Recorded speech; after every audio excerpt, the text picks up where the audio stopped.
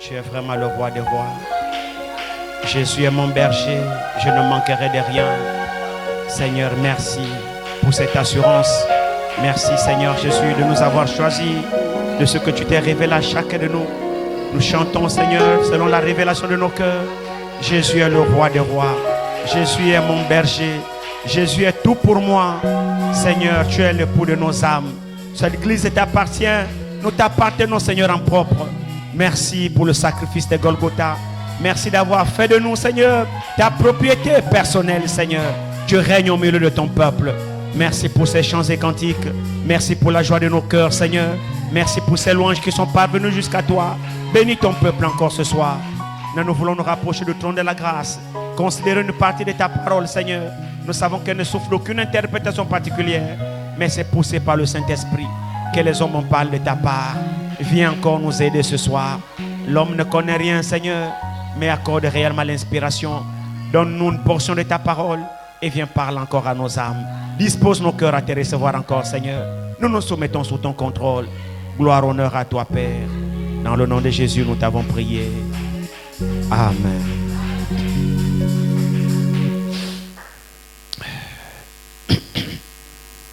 Nom du Seigneur soit glorifié. Prenons nos Bibles dans le psaume 101, 102. Psaume 102.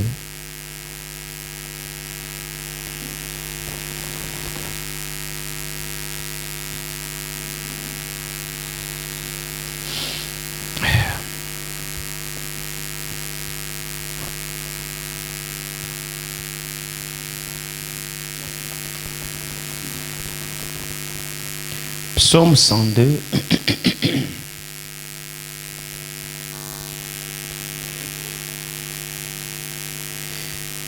Verset 13 au verset 15. Psaume 102, du 13e au 15e verset, nous lisons la parole du Seigneur. Mais toi, Éternel, tu règnes à perpétuité. Et ta mémoire dure de génération en génération. Tu te lèveras, tu auras pitié de Sion, car le temps d'avoir pitié d'elle, le temps fixé est à son terme.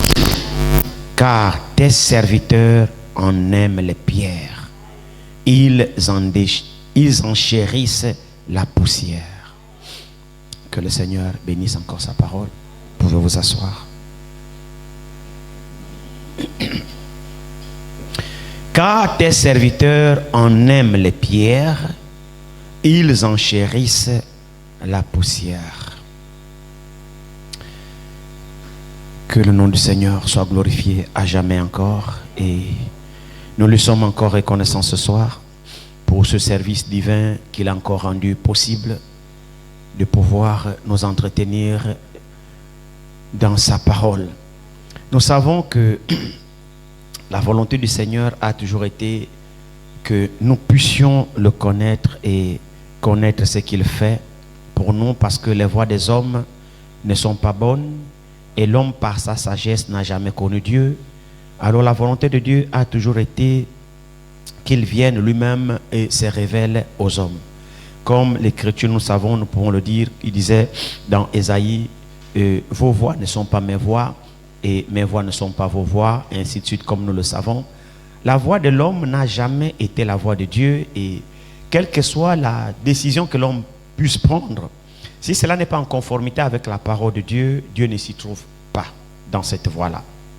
Alors le temps dans lequel nous sommes, comme l'Écriture le dit ici, que nous venons de lire ici, il dit, par exemple le verset 14, ici nous dit, il dit, tu te lèveras, tu auras pitié de Sion, car le temps d'avoir pitié d'elle, le temps fixé est à son terme.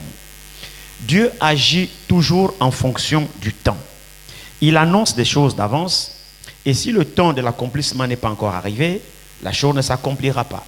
Mais quand le temps arrive, il n'y a pas assez de force pour empêcher à une prophétie ou à ce que Dieu a décidé de faire de pouvoir arriver. Il n'y a pas assez de force pour empêcher cela. Donc Dieu accomplit toujours sa volonté. Et le temps est arrivé où beaucoup de gens en fait parle de Dieu. Les gens se rassemblent pour parler de Dieu, parler de Dieu, parler de Dieu. Mais à mon humble avis, je pense que c'est plus le temps où les gens doivent parler de Dieu. Vous savez, quand on parle de Dieu, c'est comme si... comment je peux expliquer ça? Quand on se met à parler de Dieu, chacun pourra parler de Dieu selon la compréhension qu'il a de ce Dieu, selon la vision qu'il a de ce Dieu, selon l'angle qu'il comprend de ce Dieu. Et beaucoup parlent de Dieu selon sa compréhension, selon sa vision, selon, parler de Dieu. Mais si vous remarquez très bien, ça n'a jamais été la volonté de Dieu qu'on parle de Dieu. Non. On ne doit pas parler de Dieu, mais plutôt Dieu lui-même doit parler aux hommes. C'est ça. Il y a une grande différence quand on parle de Dieu et quand Dieu lui-même parle aux hommes. Dieu n'a jamais voulu que l'on parle de lui. Vous savez, quand on parle de... Si on dit on parle de Dieu, c'est comme si Dieu n'existe pas. On parle de sa part et que lui, je ne sais pas, il ne parle pas, il ne vit pas. Non. Dieu lui-même parle de lui-même. Si vous remarquez très bien, si nous partons même ici, regardez, allons-y, je pense, dans Hébreu chapitre. Hébreu ici, nous dit quelque chose.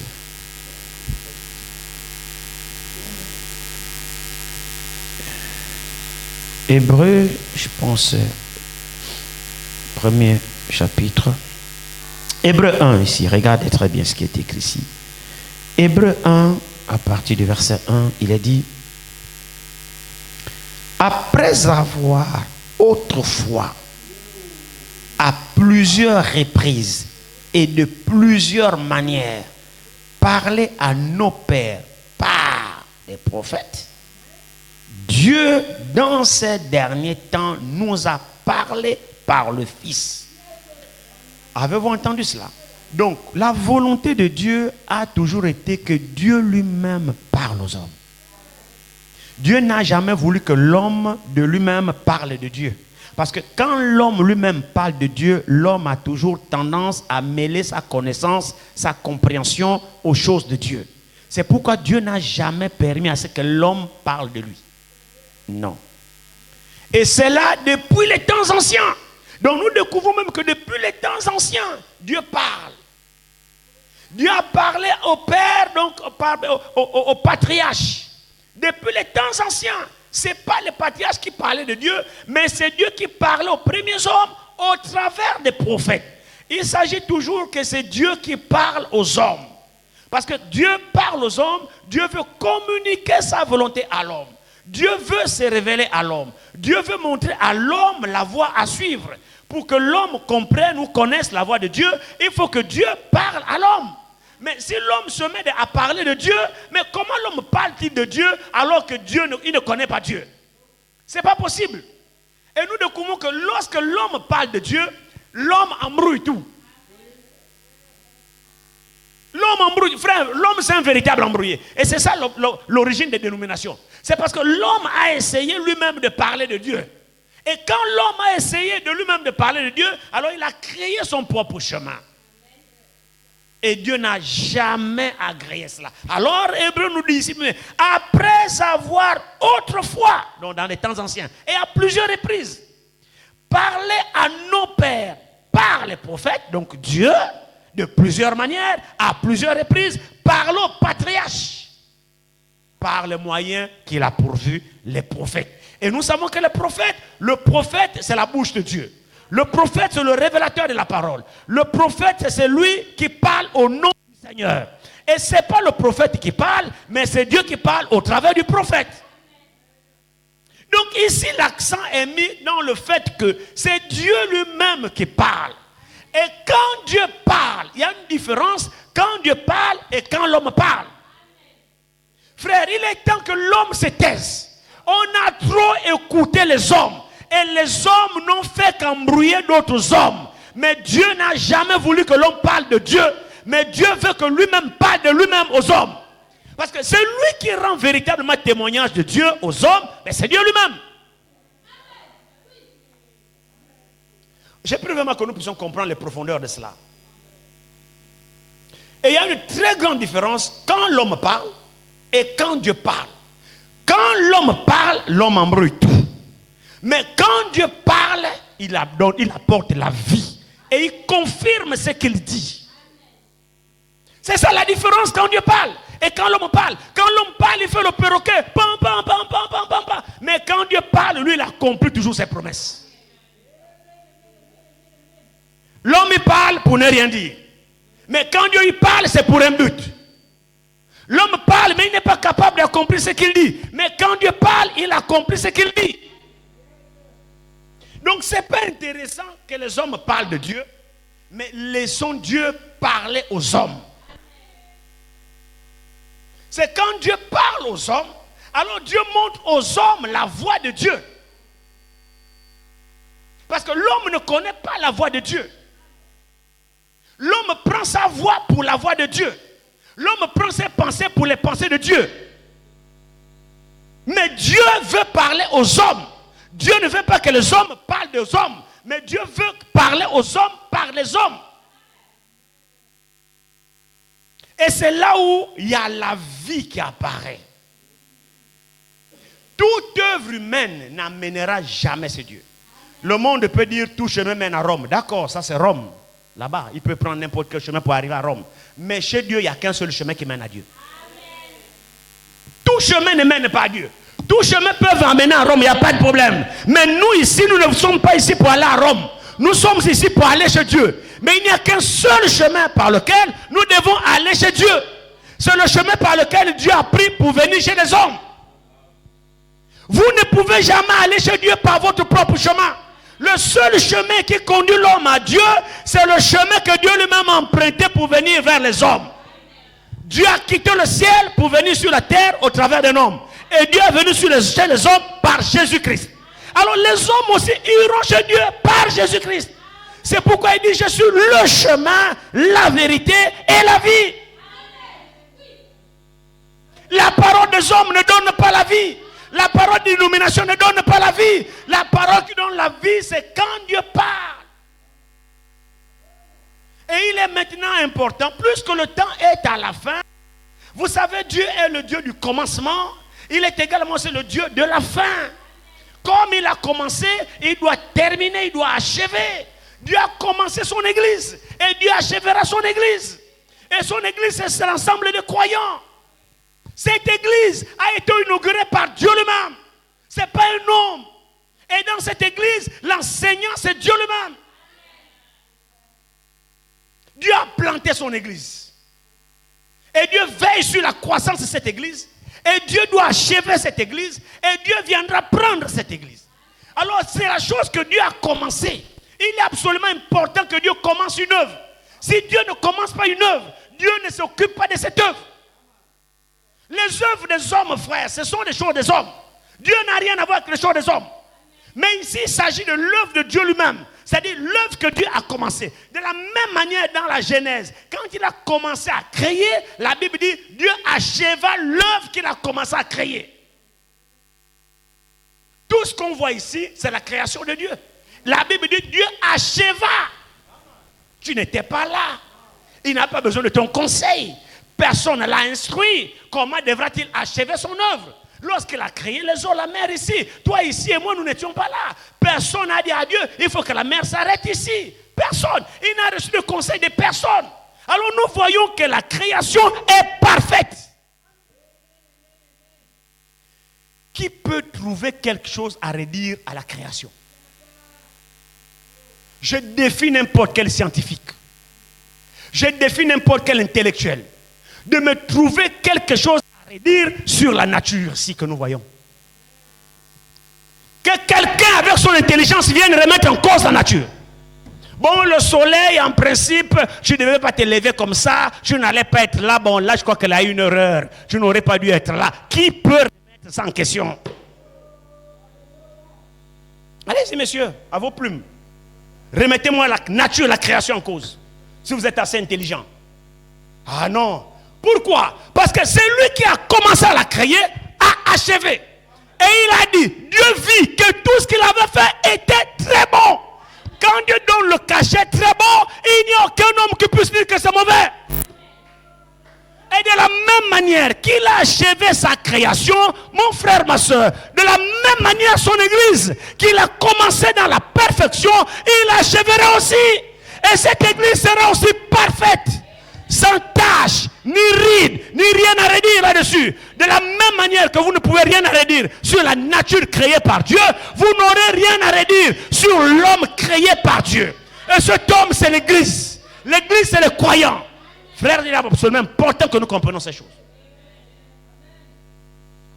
Il n'y a rien à redire dans l'œuvre que Dieu fait.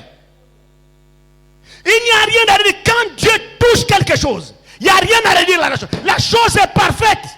L'homme que Dieu tient dans sa main, frère, vous ne pouvez pas le corriger. C'est pourquoi la Bible dit à l'achèvement de l'église que Dieu nous aide à comprendre ces choses. La Bible dit Jésus-Christ. Combien savent que l'église appartient à Jésus? Très peu de mains savent que l'église appartient à Jésus. Je pose la question, combien savent que l'église appartient à Jésus-Christ? Ok. Maintenant il dit, lui-même Jésus se présentera à lui-même cette église. C'est dans Éphésiens.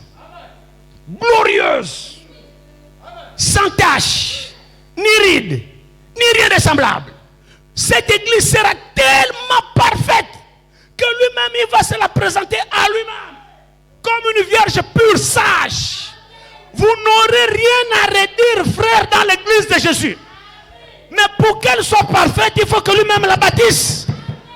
C'est là où nous sommes. C'est absolument là où nous sommes. Laissons Jésus bâtir son église. Sortons des commandements d'hommes. Sortons des systèmes des hommes. Sortons la théologie. Sortons l'intellectualisme. Laissons le Saint-Esprit bâtir son œuvre. Nous savons qu'il y a l'achèvement qui concerne l'œuvre collective. L'œuvre collective, l'achèvement de toute l'église en général. Mais il y a aussi l'œuvre individuelle qui fait aussi partie de l'œuvre de Dieu. Donc, la collectivité est dans l'individu, ou alors l'individu est dans la collectivité. L'achèvement général, c'est quand tous les individus seront achevés. Alors, il s'agit ici de quoi, frère? Il s'agit, le titre de notre message sur les pierres vivantes. Ça peut sembler bizarre. Des pierres vivantes. Si on ne termine pas ça, on continuera dimanche. Dieu parle de la pierre. Vous voyez dans le passage que nous avons lu ici. Retournons un peu dans le psaume 102 ici.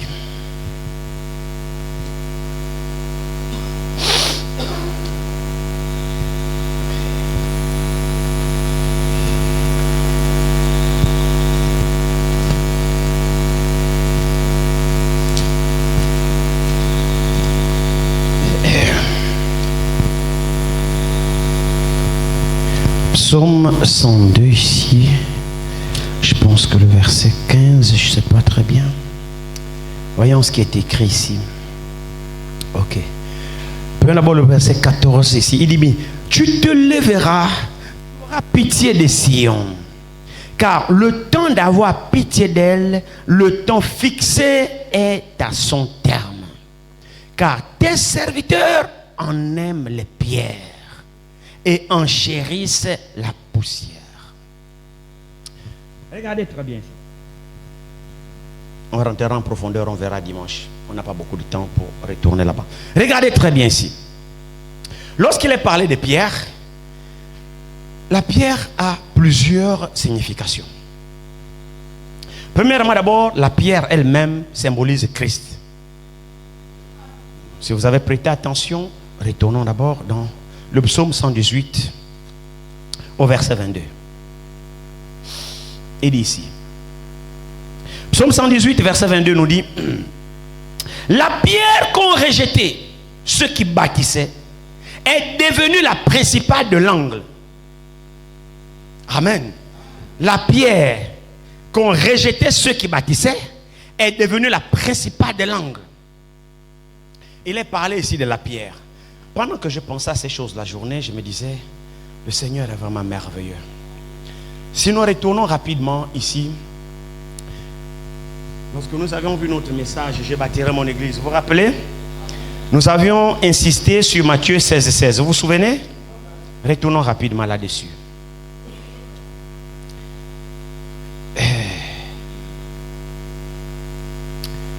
Matthieu 16 ici.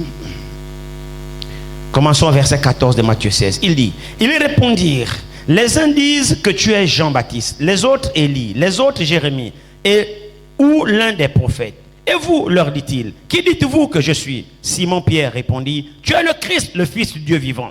Jésus répondant la parole, lui dit, tu es heureux, Simon, fils de Jonas, car ce ne sont pas la chair et le sang qui t'ont révélé cela, mais c'est mon Père qui est dans les cieux. Amen.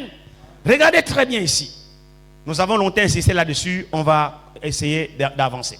Alors Jésus va poser la question. Pierre va répondre, mais tu es le Christ, le Fils du Dieu vivant. Alors Jésus va répondre, mais tu es heureux, Simon. Donc une béatitude. Il dit, mais tu es heureux de savoir que je suis le Christ. Il dit, mais ce n'est pas la chair et le sang qui t'ont révélé qui je suis. Tu n'as pas su qui je suis parce que quelqu'un te l'a communiqué. Ce n'est pas un pasteur qui t'a dit cela. Ce n'est pas une église qui t'a dit cela. Ce n'est pas le séminaire qui t'a dit cela. Mais c'est depuis les cieux. Depuis la voûte céleste. Les cieux se sont ouverts. Et la connaissance a jailli du trône de Dieu. Et dans ton esprit.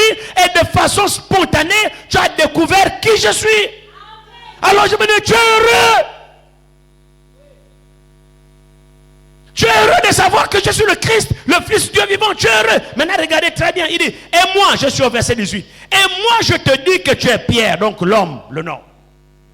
Toi, tu t'appelles Pierre. Maintenant, regardez très bien. Et sur ce roc, donc sur cette pierre, c'est un jeu de mots. L'autre pierre, c'est le nom. L'autre pierre, c'est le rocher. Mais ici, Scofield traduit directement roc, donc le rocher. Pour préciser qu'il ne s'agit pas, le deuxième nom, Pierre, là, ne s'agit plus de l'homme. Mais le deuxième pierre s'agit du roc, qui symbolise la solidité de la connaissance. Le roc symbolise la solidité. Donc, la manière dont Pierre a connu que Jésus était le Christ, c'est solide. Donc, c'est l'air symbolisé par le roc, par le rocher, la révélation. Donc, la révélation, c'est quelque chose de solide, comme une encre qui s'enfonce, où la révélation prend appui sur celui qui vous a révélé. C'est-à-dire du fait que c'est lui qui vous a communiqué qu'il est là. Donc cette connaissance est attachée à lui. Et c'est solide. Lorsque cet homme se révèle à vous, c'est solide. Personne ne peut casser ça. C'est un roc. Même si tout l'enfer, frère, se ligue contre toi, tu ne pourras jamais renier Dieu à partir du moment où Dieu t'a connu et il s'est révélé à toi. C'est ça le rocher, c'est ça la révélation. C'est pas nous sommes ballottants. Ah, Jésus est Dieu. Il est Dieu. Ah, Jésus n'est pas Dieu. Ah bon, j'ai pensé qu'il était Dieu. Non, il ne s'est pas révélé à toi. Tu n'es pas fondé sur le roc. C'est absolument important. C'est pourquoi nous sommes aujourd'hui. On croit, demain on ne croit pas. Demain c'est bien, demain c'est plus bien. Non. Il ne s'est pas révélé à nous parce que cette connaissance-là, c'est le roc. Et c'est avec le roc qu'il bâtit son église. C'est merveilleux. Observez très bien. Il a utilisé Pierre. Est-ce que l'église est là? Dieu est bon.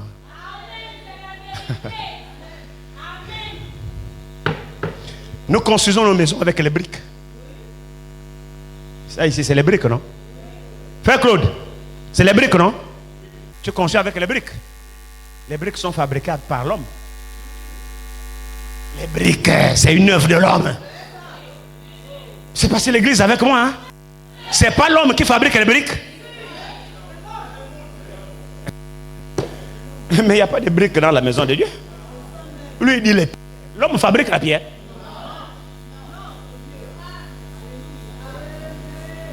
Pour vous montrer que le matériau que Dieu prend pour bâtir sa maison, ce n'est pas le matériau fabriqué de mes hommes. Jamais. La pierre. L'homme ne fabrique pas la pierre. La pierre, c'est un rocher créé par Dieu. Ah. Il est sur ce roc. Je bâtirai mon église. Donc l'église de Dieu est bâtie avec le roc. Ce sont des rochers, ce n'est pas des palpins, ça se casse. Les briques se cassent, le dosage n'est pas bon. Le frère Judy est obligé de faire des formations pour donner le dosage, que ça a été tel bruit, tant de ciment, tant de ciment, mais on casse. Hein? On casse ça. Ah, je me souviens, là ça me rappelle directement à Babel. Frère, les œuvres des hommes, c'est pas l'œuvre de Dieu. Babel, les gens fabriquaient les briques. C'était quoi? C'était une maison. L'organisation. Tapons les briques.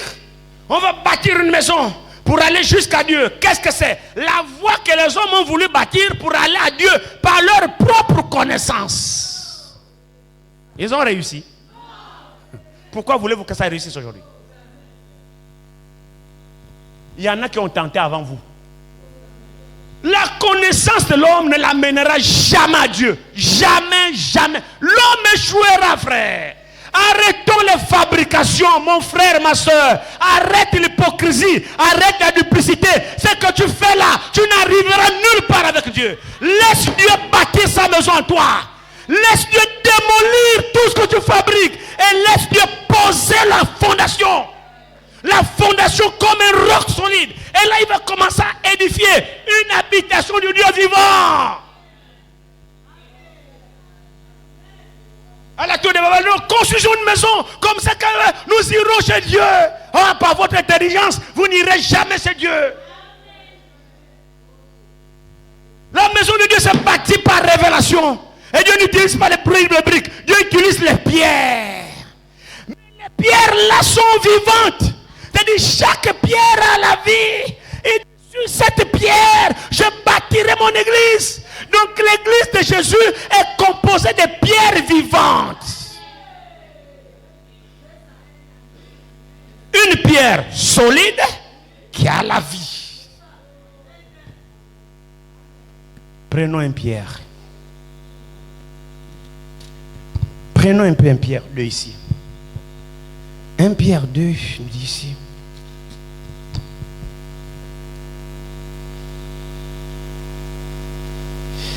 Pierre 2. Commençons au premier verset d'1 Pierre 2.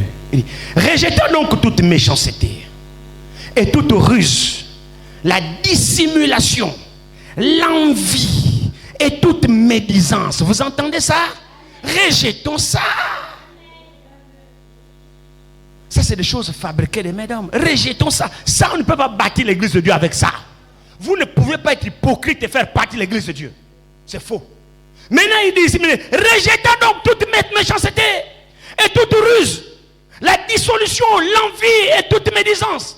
Désirez comme des enfants nouveau-nés le lait spirituel et pur, afin que par lui, vous croissiez pour le salut.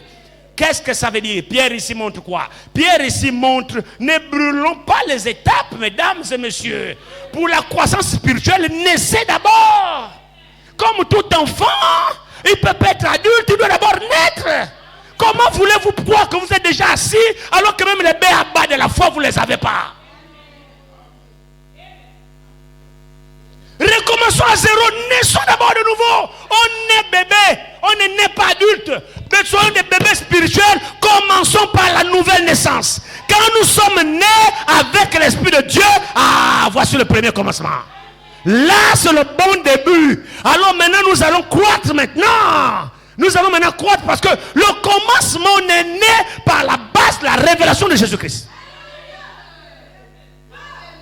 Jésus s'est révélé à toi personnellement, tu le connais. Pour rien au monde, tu n'es pas prêt à vendre cette connaissance. Maintenant, tu vas commencer à croître. C'est ce que Pierre dit ici. Regardez très bien ici. Il dit, rejetant donc toute méchanceté et toute ruse, la dissimulation, l'envie et toute méchanceté, désirez comme des enfants nouveau-nés le lait spirituel et pur, afin que par lui, ce lait-là, vous croissiez pour le salut. Si vous avez goûté que le Seigneur est bon, frère, comment allez-vous goûter si vous n'êtes pas né de nouveau? Vous devez naître de nouveau, vous saurez les bienfaits de Dieu dans votre âme. La nouvelle naissance à l'intérieur là-bas, ce n'est pas les fabrications qu'on fabrique quand les bien-aimés ne sont pas là. Non, ce n'est pas ça. C'est là-bas. La régénération de l'homme intérieur. Frères et sœurs, quand il naît là-bas, à l'intérieur là-bas, il y a un feu qui s'allume par l'Esprit de Dieu. Il y a une nouvelle vie qui prend vie à l'intérieur de toi. Alors la vie commence à germer. Vous savez qu'est-ce qui va se passer? Tu commences à tomber amoureux des choses de Dieu. Et tu commences à sentir la haine pour le péché, la haine pour le mal, la haine pour le mensonge, la haine pour la duplicité. C'est ça le signe de quelqu'un qui est né de Dieu. Si ce sentiment n'est pas à l'intérieur de vous, vous n'êtes pas né de Dieu. Dieu n'a même pas commencé son œuvre avec vous. C'est faux. Si l'amour du monde est encore en vous, il n'y a pas, vous n'êtes pas né de nouveau, c'est faux. C'est une vie qui s'installe en vous. Naître de nouveau, c'est quoi? C'est naître d'en haut. C'est-à-dire une autre vie a pris vie à l'intérieur de vous. Et la vie là ne vient pas de l'homme. Ça vient de Dieu.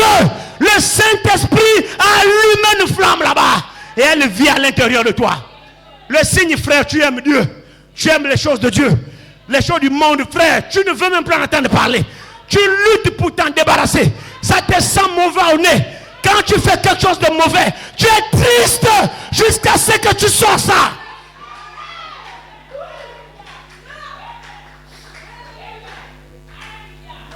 Tu ne peux pas te complaire de la dissimulation. Tu ne peux pas te complaire de l'hypocrisie. Non, c'est faux. C'est faux. Ça sonne là-bas, frère, tu es malheureux. C'est une vie. C'est pas je pense que non. Il n'y a pas de pensée là-dedans. C'est une réalité. Vous savez, tout ce qui concerne Dieu, c'est une réalité. Il n'y a pas de place pour les suppositions. Tout ce qui est de Dieu est réel. Nouvelle naissance, c'est réel. Baptême du Saint-Esprit, c'est réel. Transformation, c'est réel. La vie éternelle, c'est réel. Aimer l'autre, c'est réel. Le pardon, c'est réel. Frère, tout pour Dieu est réel.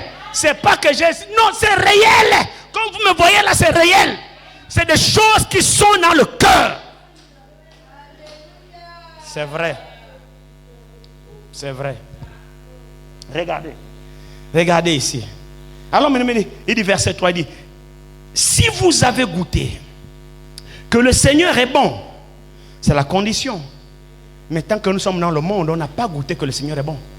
C'est pourquoi nous méprisons la parole. Nous piétinons la parole. Nous brisons les Écritures. Aucun remords. Nous continuons dans notre vie. À beau parler. À beau parler. Les prédicateurs ont le mot de tête. Non, il n'est pas né de nouveau. Il n'a jamais goûté que Dieu est bon. Il fait seulement le suivisme. Il n'a jamais rencontré Jésus dans son cœur. Jamais, jamais, jamais et jamais. Jamais. Jamais. Alors il dit ici, il dit, mais quand tu as goûté que Dieu est bon, regardez très bien. Si vous avez goûté que le Seigneur est bon, maintenant qu'est-ce qu'il faut faire? Approchez-vous. Hein? Quand on a goûté que c'est bon, on s'éloigne de lui? Non, au contraire, on s'approche de lui. Regardez ce qui est écrit ici, hein? Regardez très bien ici. Il dit, si vous avez goûté que le Seigneur est bon, approchez-vous de lui, pierre vivante. Avez-vous compris l'expression? Avez-vous compris l'expression? Pas les briques vivantes. Pierre vivante. Qu'est-ce que pierre? Rocher. Est-ce que l'église est avec moi? Le rocher. Là, je vous renvoie directement dans Matthieu 16. Sur ce roc. Qu'est-ce que c'est? La révélation de qui est le Seigneur, parce que tu l'as goûté qu'il est bon. Vous voyez qu'un contact s'est établi entre l'adorateur et son Dieu. Ce dernier le connaît maintenant. Pourquoi le connaît-il? Parce qu'il a d'abord été connu. Comme il a été connu, et maintenant c'est lui qui l'a connu en premier, s'est fait connaître à lui. Et ce dernier le connaît lui aussi en retour. Alors un contact s'établit, tu deviens une pierre ayant reçu la vie. C'est-à-dire tu deviens un roc. Indéboulonnable, c'est-à-dire il n'y a rien mais un roc, mais cette fois-ci vivant.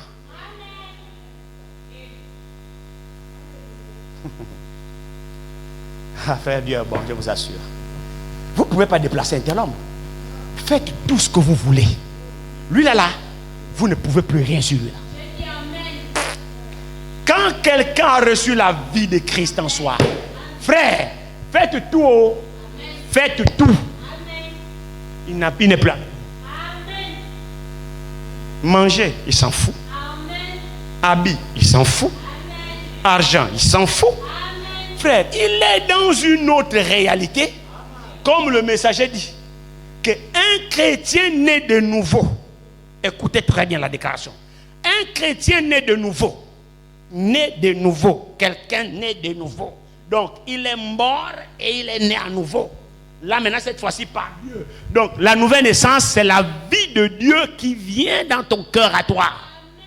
Tu as reçu une nouvelle vie de Dieu en toi. La vie là, elle est réelle, c'est la vie éternelle qui n'a rien à voir avec le souffle de vie que tu as reçu. Non, ça ici c'est la propre vie de Dieu. La propre vie de Dieu. Maintenant tu l'as en toi. Étant sur cette terre, tu as la vie éternelle. Quand tu l'as, tu es né de nouveau. Quand tu es né de nouveau, frère, alors le messager dit, un chrétien né de nouveau, sa vie est un mystère. Sa vie est un paradoxe. Il dit, refusez-lui tout, sauf Christ. Il dit, ce dernier-là, c'est votre frère, c'est votre soeur. Vous vivez ensemble, vous dormez peut-être dans la même maison. La différence, c'est qu'il a la vie éternelle en lui. Il dort avec toi, oh. Vous mangez dans la même assiette. Oh. La différence entre nous, c'est que la vie de Dieu est en lui. Il dit, lui là, c'est un mystère. C'est un paradoxe. Il dit, les choses du monde ne l'importent plus. Il dit, vous savez là où il est? Il dit, ses pieds sont sur la terre, mais son âme est dans la gloire. Étant vivant sur la terre. Vous le voyez, il marche avec vous là, oui. C'est les pieds qui sont sur terre. Mais son âme à lui est dans la gloire. C'est pourquoi tout ce qui lui importe, c'est les choses du royaume. Vous pouvez le remarquer dans sa vie de tous les jours. Alors il dit ici, approchez-vous de lui, pierre vivante, rejetée par les hommes, mais choisie et précieuse devant Dieu. Et vous-même, comme des pierres vivantes, édifiez-vous pour former une maison spirituelle, un saint sacerdoce, afin d'offrir des victimes spirituelles agréables à Dieu par Jésus-Christ. Nous sommes devenus des pierres vivantes, c'est-à-dire des rochers, des rocs sur lesquels nous avons reçu la révélation. Et ce roc-là, le monde ne peut pas le toucher. Alors maintenant, étant des rocs, des pierres vivantes, nous constituons une habitation de Dieu vivant. C'est dans de telles personnes que Dieu habite. Dans des pierres vivantes, dans des rochers, de rocs, mais avec la vie de Dieu. Des pierres vivantes. Ce n'est pas des briques. C'est des rochers. Et ce sont ces rochers-là que Jésus a dit, sur ce roc, je bâtirai mon église. Et les portes du séjour des morts ne pourront pas prévaloir sur cette église. C'est-à-dire le péché ne pourra pas vaincre un roc vivant. Non, non, non. Le rocher qui a la vie de Christ, le péché n'a plus de pouvoir sur lui. La vie du monde ne pourra pas la vaincre. Tous les choses du monde ne pourront pas vaincre cette église. C'est-à-dire la pierre vivante a reçu la vie de Christ. Et en elle, elle devient une habitation du Dieu vivant. C'est-à-dire Dieu habite dans ce roc vivant. C'est un rocher. Le rocher, c'est quelque chose de solide. Frère, aujourd'hui on croit, demain on ne croit plus. Aujourd'hui on est joyeux, demain on est triste. Vous n'êtes pas un roc vivant. Non. Aujourd'hui on est saint, demain on est pécheur. Demain on est content, aujourd'hui on est triste. On varie à tout bout de champ, on varie. Non, goûtez si Dieu est bon. Si vous avez goûté que Dieu est bon, alors approchez-vous.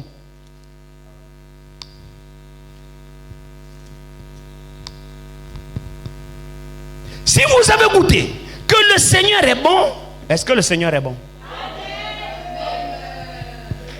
Est-ce que vous êtes sûr, frère? Il est vraiment bon? Le Seigneur est plus que bon.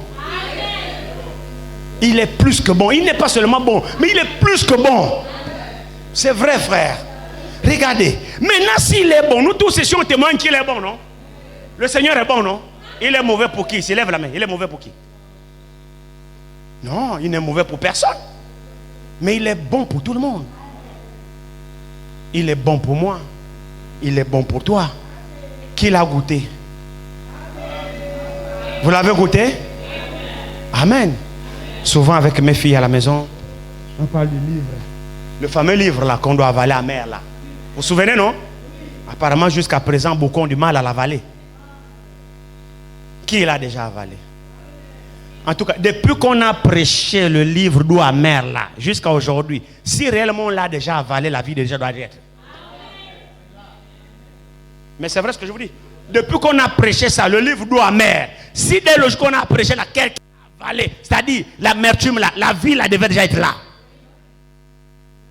On devait déjà voir. Quelqu'un a avalé? Sa mère, hein? Mais c'est doux aussi, hein? Amen. Regardez très bien ici. Si vous avez goûté que le Seigneur est bon, approchez-vous de lui. Pierre vivante. Pierre a reçu la vie. Tous ceux qui viennent au Seigneur doivent recevoir la vie du Seigneur.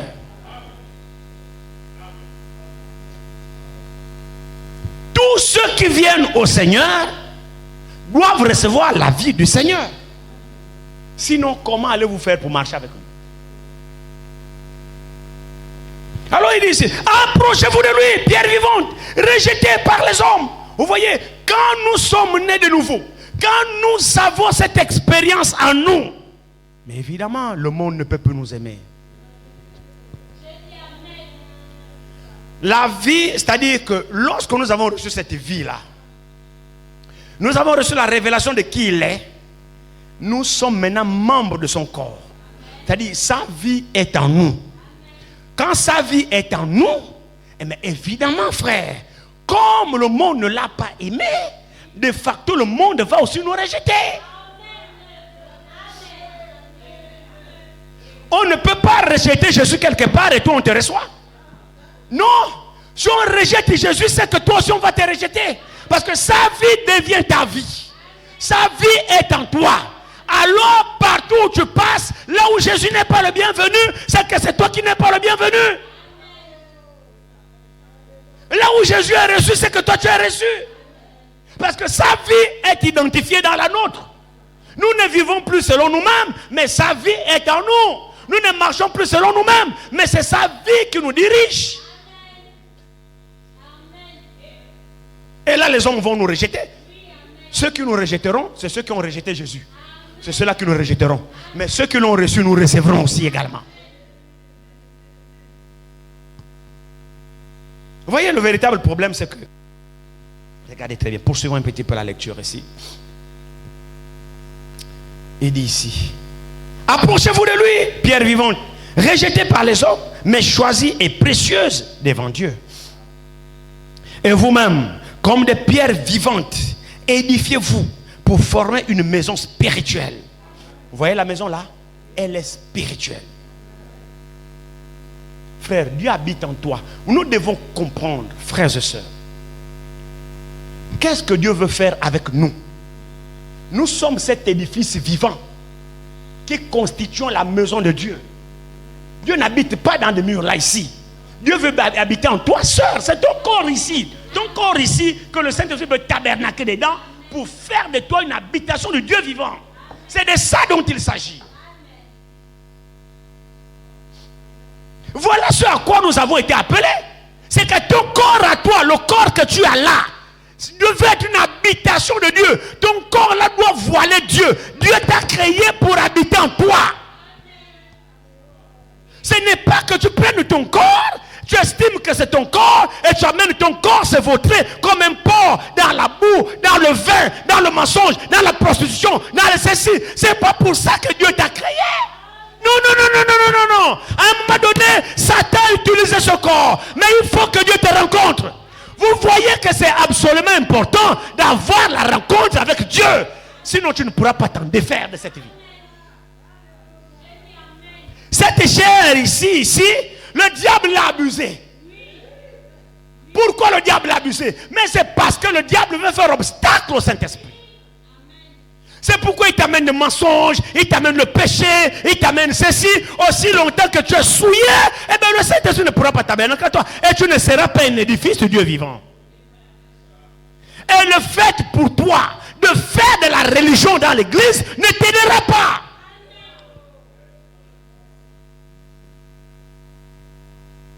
Laisse que Dieu te rencontre. Nous avons prié mercredi ici, non? Ah, j'ai été béni par cette prière. Hein? Je ne sais pas si nous avions gardé le feu de cette prière dans nos maisons. Je ne sais pas, que Dieu nous aide. Je ne sais pas si cette flamme de prière, nous l'avons conservée jusqu'à aujourd'hui. Je ne sais pas si nous avons gardé cette disposition jusqu'à aujourd'hui. Et de faire de la prière notre vie. Nous devons faire de la prière notre vie. Si vous avez besoin de Dieu, frère, vous avez quelque chose à faire. Bien entendu, nous ne sommes pas ici pour prêcher les fabrications. Ce n'est pas ce que je veux dire. Non. Ce que je veux dire, c'est que chacun doit se tenir à la disposition de Dieu et laisser Dieu travailler. Nous ne sommes pas ici pour que vous fabriquiez la sainteté vous-même. Ce n'est pas ce que je veux dire. Je ne vous demande pas, non, fabrique. Non, je ne te demande pas de fabriquer. Parce que les fabrications, les briques là, la maison de Dieu n'est pas bâtie par des briques. Lui, c'est des pierres vivantes. C'est-à-dire, chaque pierre est vivante. Chaque pierre reçoit la vie. Et la pierre, c'est toi individuellement. Tu dois le connaître, la façon dont Pierre l'a connu, pour que tu sois une pierre, le rocher, la révélation. Si tu ne le connais pas comme ça, tu auras des problèmes pour l'adorer. Frère, Dieu va achever son église. Je vous dis au nom du Seigneur. De la même manière qu'il a achevé la création, Dieu va achever son église. L'église est née par le Saint-Esprit le jour de la Pentecôte. C'est ça la parfaite volonté de Dieu. Et ceux qui constituent les membres de cette église sont appelés des pierres vivantes. Pas pierres simplement mortes, non. Pierre, oui, rocher, mais vivante, ayant la vie de Christ. Chaque membre de ce corps de cette église est une pierre vivante en soi. Donc toi ici, tu es une pierre vivante. Toi seul, tu es une pierre vivante. Et c'est ça l'église de Jésus le jour de la Pentecôte. La Bible dit, tous, observez très bien ce que vous avez à faire et ce que lui il a à faire. Avant que le Saint-Esprit ne tombe le jour de la Pentecôte, vous avez remarqué que les disciples avaient leur part de choses à faire. Allons-y ici voir ça dans la parole de Dieu.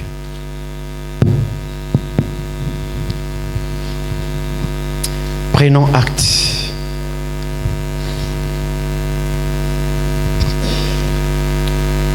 Acte ici nous dit...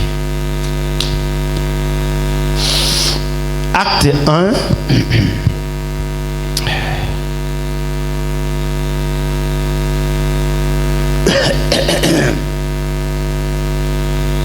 Acte 1 ici, regardez très bien ici. On va commencer à partir du verset 12 de Acte 1. Alors ils retournèrent à Jérusalem, de la montagne appelée des Oliviers, qui est près de Jérusalem, à la distance d'un chemin de sabbat. Quand ils furent arrivés, ils montèrent dans la chambre haute où ils se tenaient d'ordinaire. C'était Pierre, Jean, Jacques, André, Philippe, Thomas, Barthélemy, Matthieu, Jacques, fils d'Alphée, Simon le Zélote, Jude, fils de Jacques, tous d'un commun accord. Ça, c'était leur responsabilité. Ça, c'est ce qu'ils avaient, eux, à pouvoir faire. Tous d'un commun accord, persévéraient dans la prière. Ça, c'est encore l'une des conditions que eux devaient remplir. C'est que eux, en tant qu'hommes, devaient faire. Donc, premièrement, la persévérance. Deuxièmement, le commun accord. Hein? Donc, ces conditions-là, persévérer dans la prière, d'un commun accord, tous les jours au temple. Donc, ces conditions-là ont fait en sorte que le Saint-Esprit descende. C'est-à-dire, frère, l'homme a sa part de choses à pouvoir faire, parmi lesquelles l'assiduité au temple, écouter la parole, prier. Voici ce que toi tu as à faire. Voici les conditions sur lesquelles le Saint-Esprit peut descendre. Mais quand tu ne remplis pas ces conditions-là, mais comment l'Esprit de Dieu viendra sur toi? Jésus a dit, ne vous éloignez pas de Jérusalem. C'est une condition posée. Amen. C'est une condition posée. Ne vous éloignez pas de Jérusalem. C'est une condition posée. Amen. Alors ne vous éloignez pas de l'église. Ne vous éloignez pas de la parole. C'est une condition posée. Il devait respecter ça. Si chacun disait, bon, en tout cas, est-ce que moi j'ai besoin de rester à Jérusalem? Je peux aller à Nazareth, je peux aller à Sion, je peux aller, je ne sais pas moi, j'en sais rien. Il n'aurait pas obéi. Il n'aurait pas obéi. Le Saint-Esprit devait seulement descendre à l'endroit où Jésus avait dit, attendez.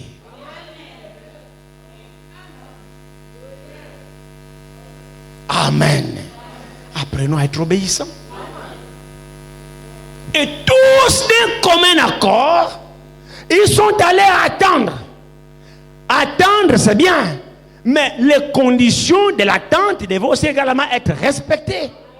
Si tous devaient être en attente, mais pas d'un commun accord, là aussi la condition n'est pas remplie. Imaginez les apôtres de la chambre haute, tous les jours c'est des débats, des discussions. Oh Pierre, oh non, toi tu devais, oh chacun laisse-moi tranquille. Dans quelles conditions vous êtes dans la prière là? J'espère que vous me suivez. Frères et sœurs, Dieu a sa part de choses à faire. Nous avons la nôtre. Dieu doit achever son église. Il a commencé son église par le Saint-Esprit, par l'effusion du Saint-Esprit. Il achèvera son église par l'effusion du Saint-Esprit.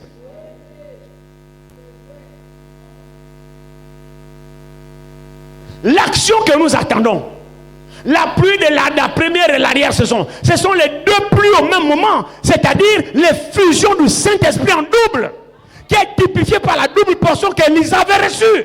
Après qu'Élie fut enlevé, Élisa a demandé à Élie, Élie lui dit, demande ce que tu veux. Élisa lui a dit, je veux la double portion de l'Esprit qui est en toi.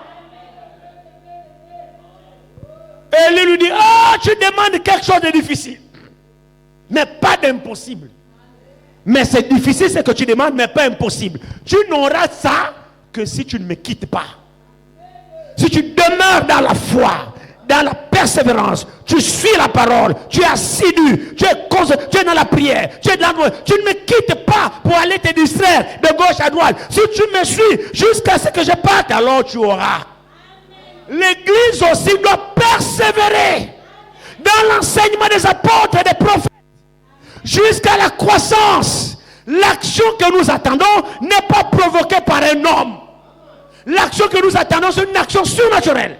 De la même manière, quand ils étaient dans la chambre haute, la Bible dit, le bruit qui a couru n'est pas venu d'en bas.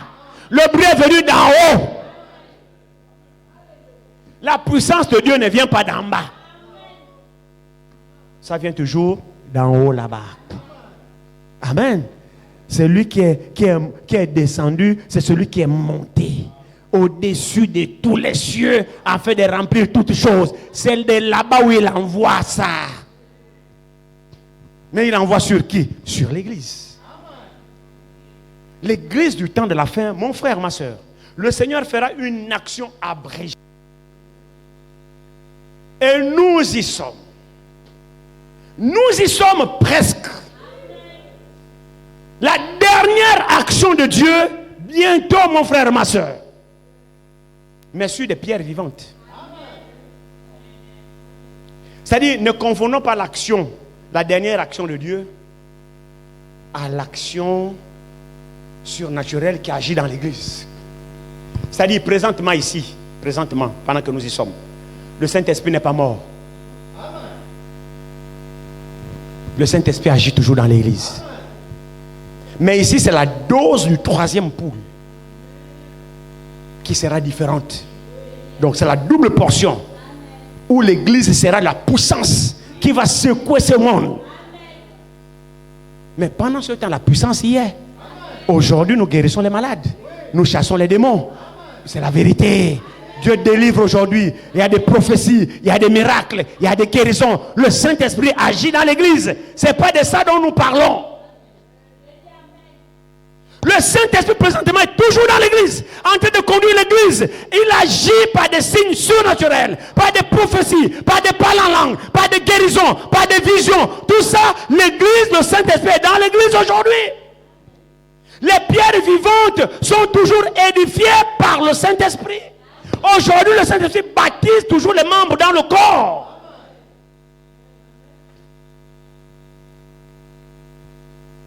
L'édifice de Dieu est en train de s'édifier toujours aujourd'hui. Ce que nous entendons, c'est quand le dernier va entrer dans ce corps. C'est ce que le prophète dit. Quand le dernier, lui, va entrer dans ce corps, c'est fini. Tu auras pitié de Sion. Parce que le temps que tu as fixé à Sion, pour rétablir Sion, le temps là est déjà à son terme. Vous suivez cela? Le temps fixé pour restaurer l'église, le temps est déjà à son terme. Vous savez bien, mes frères, nous terminons.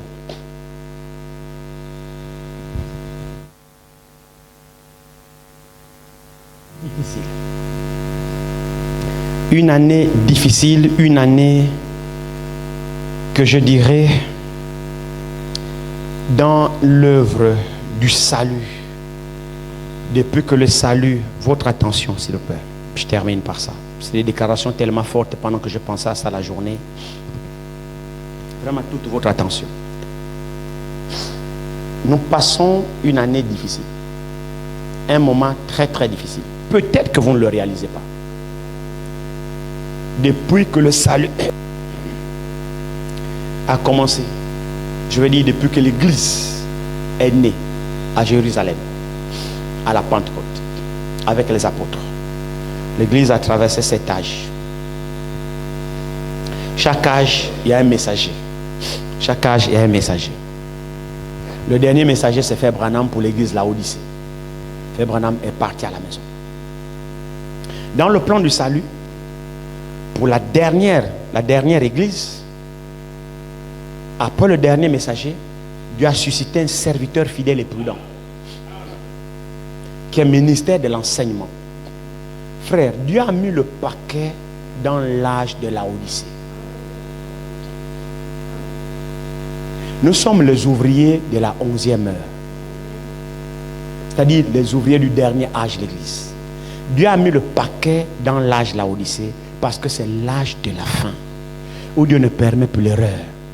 Donc, aux côtés du ministère prophétique, Dieu a adjoint un ministère d'enseignement pour enlever les coquilles. De telle manière que le pur enseignement qui avait été sémé, le grain qui a été sémé à la Pentecôte, le même grain soit récolté à la fin. Je pensais à ces choses, j'étais dans des petites bricoles là à l'aéroport là-bas aujourd'hui.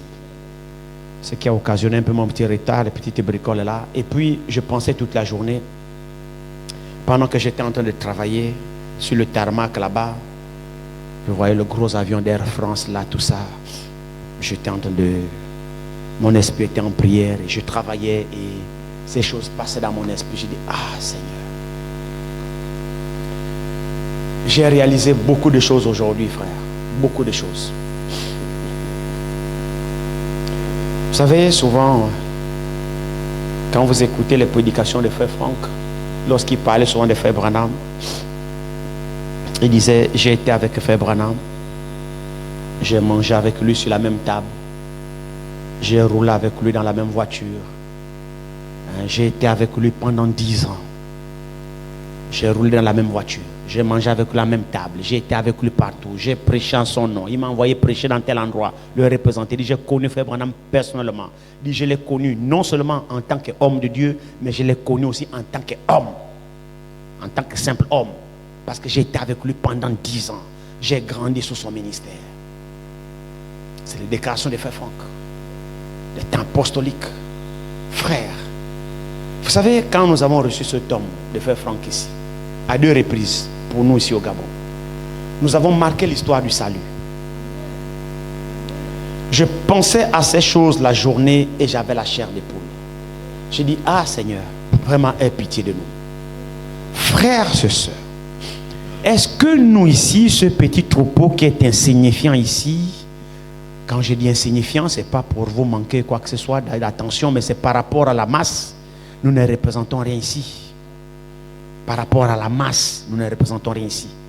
Mais est-ce que vous imaginez que réellement c'est sur nous ici?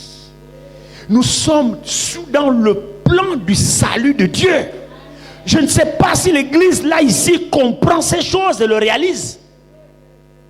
Frères et sœurs, nous n'avions peut-être pas marché avec Frère Branham, le messager de l'âge du temps de la fin. Moi je ne l'ai pas vu, je ne l'ai pas connu, je ne l'ai pas touché. Mais moi ici, j'ai touché Franck. Une écriture vivante dans mon temps. Matthieu 24, 45 à 47. Une écriture prédestinée avant la fondation du monde, figurant dans la Bible, personnifiée dans un monde, non ce nom. De même que Malachie 4 était une écriture avant la fondation du monde, écrite, personnifiée dans Branham. Moi ici, j'ai reconnu Matthieu 24, 45. Je peux dire, j'ai mangé avec Franck. Je me suis assis sur la même table que Franck. J'ai partagé le même verre que Franck. J'ai été assis côte à côte dans la même voiture que Franck.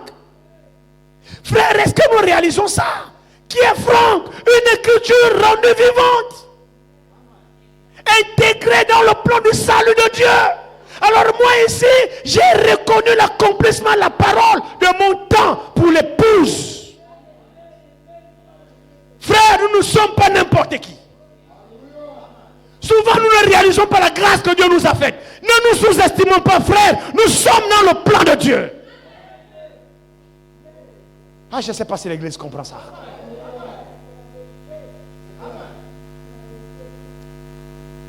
J'avais des frissons toute la journée.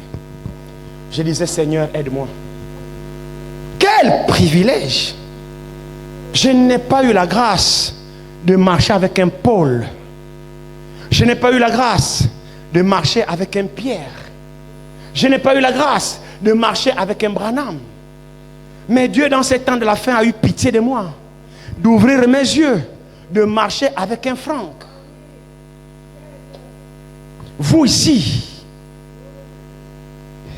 vous aviez été en contact avec une écriture vivante.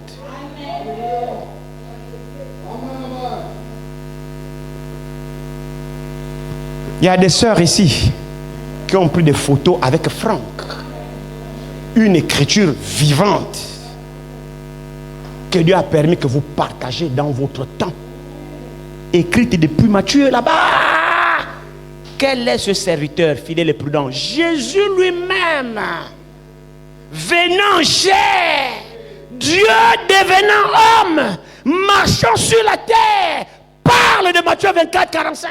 Quel est donc ce serviteur fidèle et prudent? C'est sorti de la bouche de Jésus que le Seigneur a établi sur les domestiques de sa maison pour leur donner la nourriture au temps convenable. Et cette écriture, l'homme que Jésus parlait, c'était Wad Franck d'Allemagne. Ah, je ne sais pas si vous croyez ça, hein?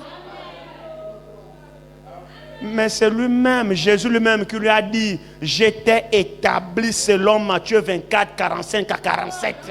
C'est Jésus lui-même qui dit ça à Franck. Et Branham a confirmé cet homme.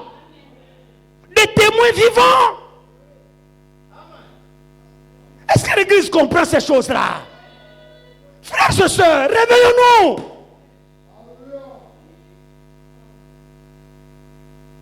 Ce n'est pas des jeux que nous faisons ici. Frère, ce n'est pas des jeux, s'il vous plaît. Dieu nous connaît. Ah, ce n'est pas présomptueux de dire. Je vous dis, Dieu nous connaît. C'est la certitude du cœur qui parle. Dieu nous connaît. Mais si vous ne croyez pas ça, tant pis pour vous. Moi, je crois ça ici, que Dieu me connaît. Je crois. Je crois que Dieu me connaît. Et c'est Dieu qui m'a révélé son plan divin. L'a-t-il fait pour vous? Êtes-vous une pierre vivante? Êtes-vous convaincu de ce que vous croyez? Vous êtes sûr de ce que vous croyez? Alors si vous êtes sûr de ce que vous avez reçu la révélation de ce que vous croyez, alors dans ce cas vous êtes une pierre vivante. Personne ne peut plus vous arracher votre espérance qui est attachée à votre salut. Vous savez en qui vous croyez. Il n'y a pas que Paul qui dit je sens en qui j'ai cru. Mais toi aussi tu dois être en mesure de dire je sens en qui j'ai cru. Les Écritures se sont accomplies dans ton temps. Et Dieu t'a rendu participant de l'accomplissement des Écritures.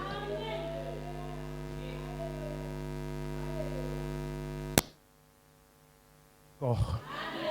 Vous réalisez maintenant la grâce que nous avons? Vous voyez que ce n'est pas des jeux que nous faisons ici. Frère, Dieu est dans le camp. Nous sommes introduits dans le plan du salut. Nous à qui Dieu s'est révélé et nous a ouvert la compréhension de l'accomplissement des Écritures, nous faisons partie intégrante du plan du salut de Dieu.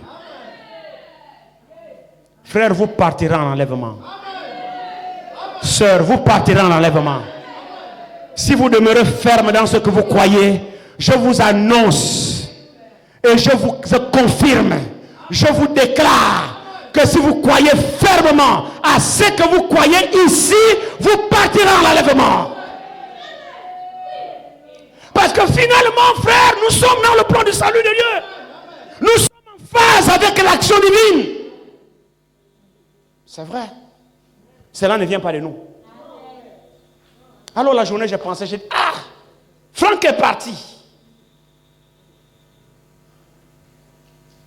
J'étais triste toute la journée. Je dis, aïe, cet homme est parti. Et quand j'écoute encore sa voix dans les bandes, je dis, oh, Franck est parti. Vers le dernier sermon de son ministère, Dieu a commencé à se manifester dans son serviteur. Jusqu'à ce qu'à ce jour, Dieu lui parle audiblement. Mon serviteur retransmet 4 à 7 prédications de Frère Branham pendant des guérisons divines. L'ordre venant directement de Dieu. Mon serviteur retransmet 4 à 7 messages de Frère Branham où il y a là le discernement des pensées de guérisons divines pour que l'Église comprenne l'action que j'ai faite. Pendant que j'étais là, nous avons grandi sur ce ministère. Amen. Nous aussi, nous avons grandi sur le ministère des frères Franck. Nous sommes le fruit de ce ministère. Amen. Il est parti. Nous voyons comment Dieu a utilisé cet homme. Nous avons pris part à l'action de Dieu dans notre temps. Maintenant, Dieu est en train d'achever. Amen. Dieu est maintenant en train d'achever. Frères et sœurs, c'est fini, hein? Je vous dis que c'est fini. Dieu est en train d'achever. Es-tu prêt? Laisse-toi achever. Ne te laisse plus distraire. Vous savez, les jeux sont terminés, hein? Les jeux sont terminés. Laisse-toi achever. Amen. Nous allons continuer dimanche. Que Dieu vous bénisse.